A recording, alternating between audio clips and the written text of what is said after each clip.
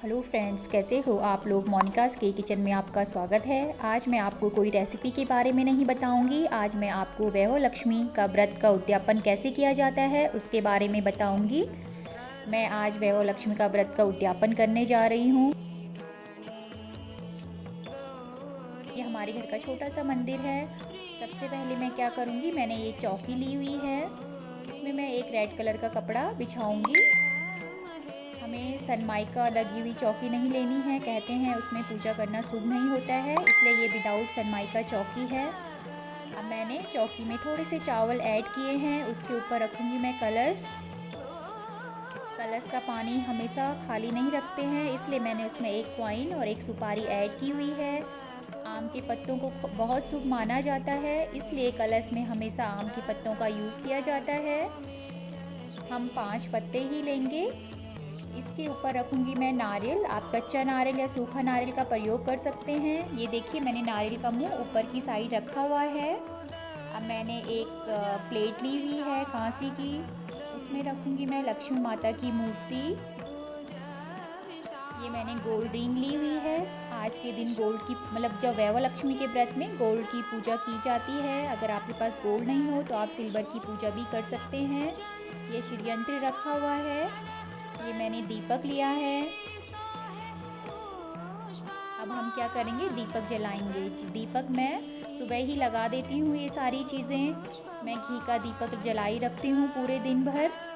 आप चाहें तो जब शाम के टाइम पे इसकी कथा होती है उस टाइम पे भी ये सारी चीज़ें कर सकते हैं, लेकिन मैं मॉर्निंग में ही ये सारी चीज़ें कर देती हूँ। अब मैं टीका लगाऊंगी।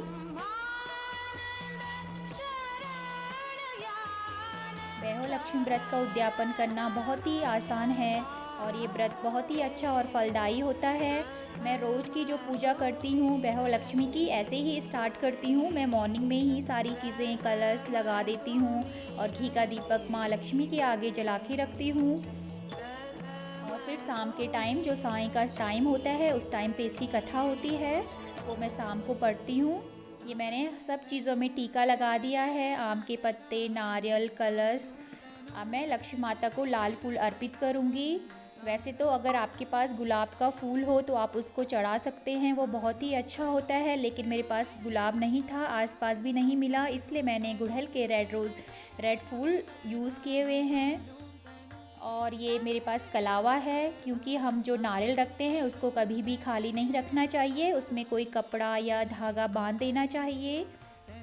अब मैं जो ये उद्यापन के लिए जो मैं लेडीज़ को सामान दूंगी, मैं उन पे भी हल्का सा टीका लगा के उनकी भी हल्की सी पूजा कर लूँगी। आप अपनी इच्छा अनुसार कुछ भी दे सकते हैं, श्रृंगार का सामान ज़्यादा मस्ट होता है। ये मेरी मॉर्निंग पूजा हो गई है। मैंने इसमें जो है वो धूप भी जला दिया है और अब मैं ये सारे टाइम इस दीपक को शाम तक जला के रखूँगी।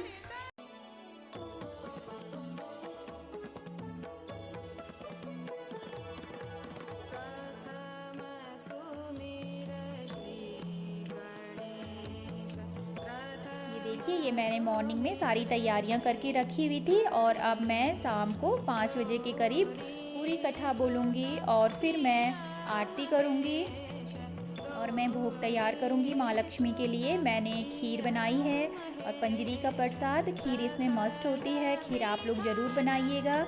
ये मैंने आरती की थाली तैयार की हुई है और अब मैं माँ लक्ष्मी की आरती करूँगी। कथा करने के बाद हम आरती करेंगे।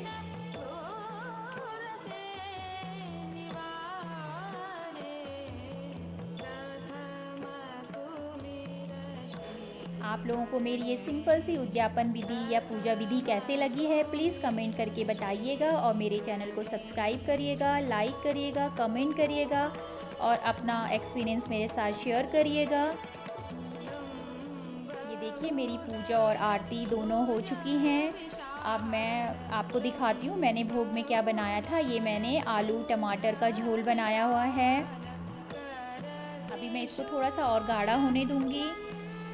ये मैंने खीर बनाई हुई है। खीर वैभव लक्ष्मी के व्रत में बहुत मस्त होती है, आप लोग भी खीर बनाइएगा।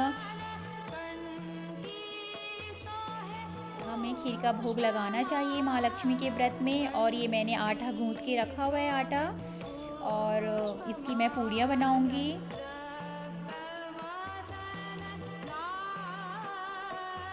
ये मैंने माँ लक्ष्मी को मतलब खीर का प्रसाद और ये सारा पहले ही चढ़ा दिया था भोग। अब मैं ये पूड़ियाँ निकाल रही हूँ। अब मैं क्या करूँगी, सबसे पहले मैं गाय के लिए पूड़ी निकालूंगी। उसके लिए मैं क्या करूँगी, मैंने एक प्लेट में एक पूड़ी रखी हुई है। इसमें मैंने जो सारी चीज़ें बनाई हुई हैं, ज़्यादा कुछ तो नहीं बनाया है। ये मैं आलू का झोल रखूँगी, खीर रखूँगी, और ऊपर से हम हल्का सा पानी ऐड करेंगे और ये मैं गाय को दे दूँगी सुबह के टाइम पे। हम जब भी कोई व्रत लेते हैं तो हम लोगों में क्या होता है कि जो सबसे पहले हम जो निकालते हैं वो गाय के लिए अलग निकाल लेते हैं, फिर हम इसे गाय माता को खिलाते हैं। आप लोगों को मेरी ये सिंपल सी उद्यापन विधि कैसी लगी प्लीज़ कमेंट करके बताइएगा, और मेरे चैनल को सब्सक्राइब करिएगा। मिलते हैं फिर नेक्स्ट वीडियो में, तब तक अपना ध्यान रखिए, हंसते रहिए, मुस्कुराते रहिए। Thank you.